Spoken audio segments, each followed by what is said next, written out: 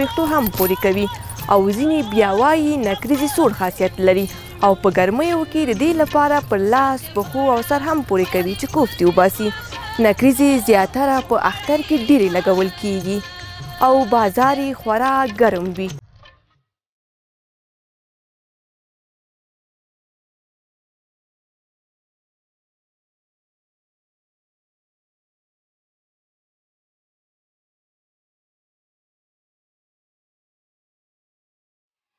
نکریزې او د نکریزو لګول یوازې تر دود او سینګار پورې نه منحصریږي، بلکې دغه سینګاره توکی په ولسي ادب کې ځانګړی ځای لري.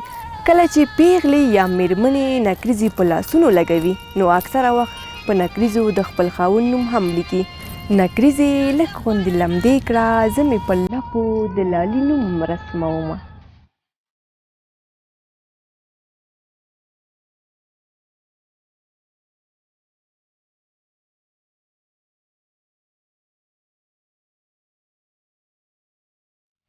کاشکې نکریزې د اختر شم چې هره پیغله مې په لاس تر شونډو وړینه. نکریزې تر ډیره په اخترونو کې ډیرې لګول کیږي، خو سربیره پر دې په نورو ورځو کې هم ترې ګټه اخیستل کیږي.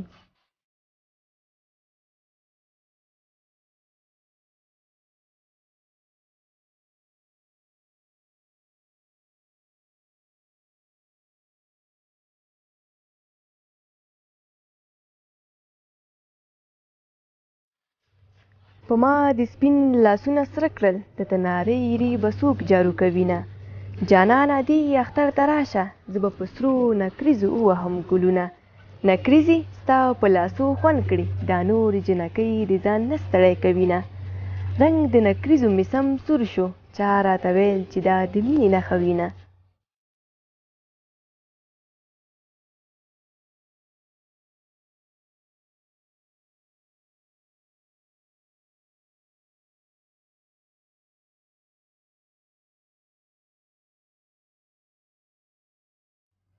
نکریزې د یوه بوټي پاڼې دي چې میده یې کړي او په اوبو یې واخلي، بیا یې ولګوي. تر ډیره دا رنګ له لاسونو نه ځي او خوشبوداره هم وي. ناوې ته خو د واده په شپه نکریزې خصوصي ولګیږي. د زوم له کوره یو تال راوړي او د نکریزو لګولو رسم ادا کوي. اکثره بیا د ناوې لخوا هم ښځې د زوم کره ورشي او هغه او د هغه همزولو ته په نکریزو یوه ګوته ورسره کړي. دا شپه د نکریزو شپه بلل کیږي.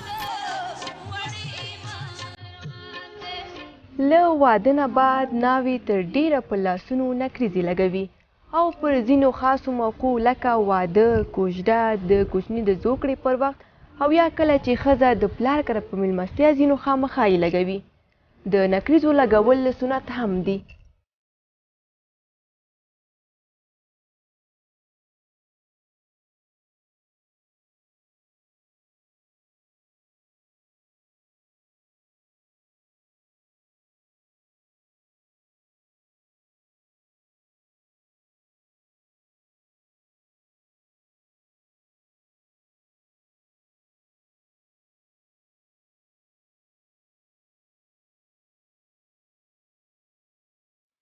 دا سرې منګولې نرۍ غاړه ګودر ته لاړه، د چا ژوند خرابوینه.